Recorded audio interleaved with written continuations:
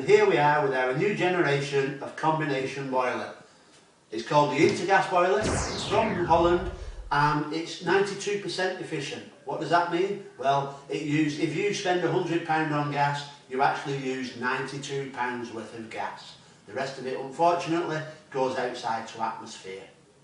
So, Dave, as I'm looking at this now, I've got no idea about boilers, but I take it you get some sort of guarantee with this one, do you? Or you certainly do. Because I'm a platinum installer for Intergas, you actually get a 5-year parts and labour warranty with this boiler. So anything goes wrong with this boiler and you fitted it, literally, it'll get sorted? It'll get sorted as long as it's been serviced and regularly, it will get sorted. There is no quibbles. I take it you can do the servicing on these boilers as well? Not a problem at all. Brilliant. So can I just ask then, I've got no idea when I'm looking at this, obviously that big white thing's a boiler, but there seems to be some sort of massive white trunk coming out there. Well, this here, this is the flue, and this is where our product of combustion goes outside.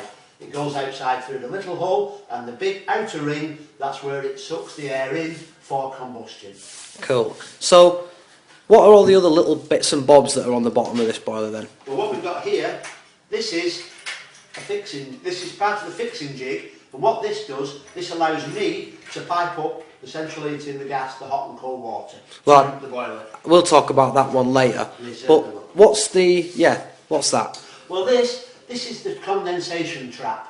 Now, because it's a condensing boiler, it creates condensation. This is why they are so efficient. What happens is the product of condensation goes into here, into the trap, out of the pipe, and we connect this to the drain, and it just goes to drain, and that's it, goes away. So that goes straight out of the building, all the product of condensation, straight out, job done. Job done. Brilliant. So, and I'll take it then that we have to go and fix this to somewhere, do we? We do. We need to show how this is fixed to the wall, and then show how we put the boiler on the wall.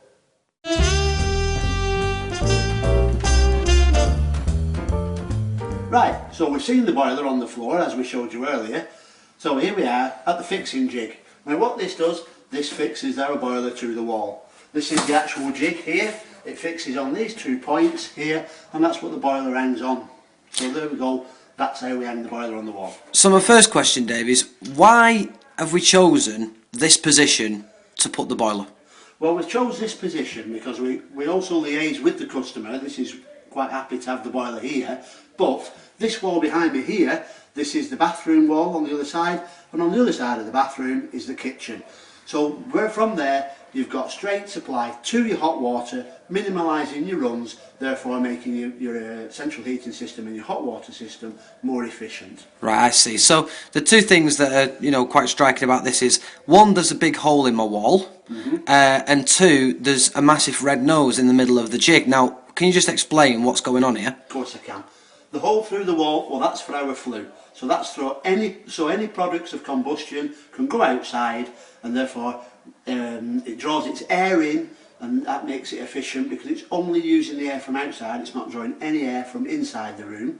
So that's that efficient. And the big red nose, as you called it, well, that's the expansion vessel. Now what that does, that allows the central heating water, when it gets hot, to expand. Because it's a sealed system, it needs somewhere to go, and that's where it goes. In here is a rubber seal. It's half and half, so you've water on one side, you've air on the other side, and what that does, it expands up in a loop, so it's got somewhere to go, so it doesn't cause any problems with your radiators. Brilliant. So what we've got is, we've got the thing that's going to take the boiler, the jig. We've got the hole for where the flue goes out. I take it that the wire up in the wall there is our electric feed? That is correct, yes. That is our electric feed. The electrician's put that in there. I assume he's going to run it down in a trunk into a switch pair, and that switch pair must be on a 3 amp fuse. I see. And that protects our boiler. So now it's time to put the boiler on. It is.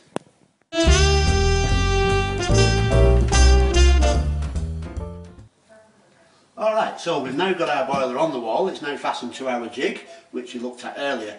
I'm just about to put the flue in. There you go, that's the flue in. Nice. That's that fitted. So, now we've got the boiler on, let's have a look inside. We've undone the 2 screws earlier, just to save us a bit of time. You pull the boiler forward,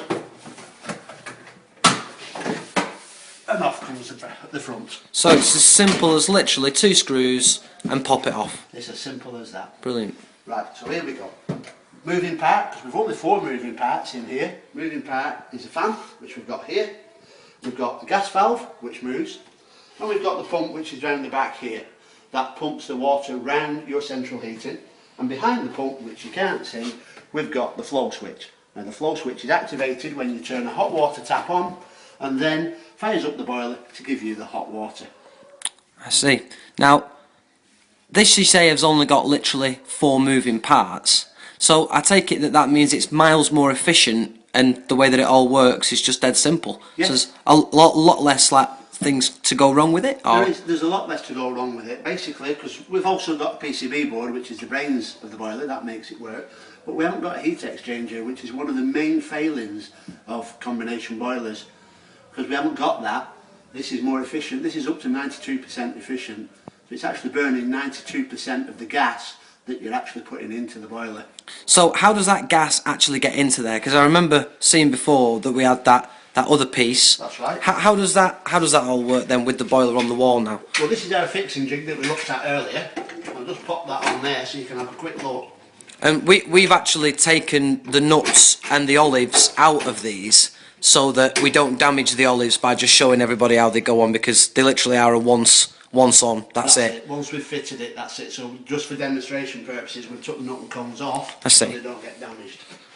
So basically what we do is we've got the flow and return valves, the gas valves, the hot and cold as we showed you earlier. Now the flow goes off to your central heating, and that heats the water, that heats the radiators.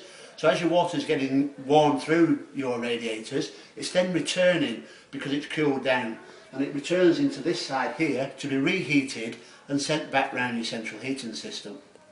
On the next pipe in, you've got the hot water. That's your hot water out. That goes to your appliances, i.e. your bathroom, your kitchen. So that's where your hot water comes from. The middle valve, which is yellow, that's gas. Now obviously that goes straight back to your gas meter. Now on these boilers it has to be a 22mm gas supply. And you've got your cold water in. And basically that's just the cold feed to the boiler, so when you open your tap, activates the flow switch, you get your hot water. Well, to be honest, Dave, I feel a little bit like a plumber myself now. So, I mean, couldn't I just go out and purchase one of these Intergases and whack it on myself, or...? Unfortunately, no, you can't. You've got to be gas safe registered to install any gas appliance in a property in this country. I see. And are you gas safe, Dave? I am gas safe registered. Well, thanks very much, Dave, for that informative piece on putting boilers on, and we hope to see you soon. See you soon. Thank you very much.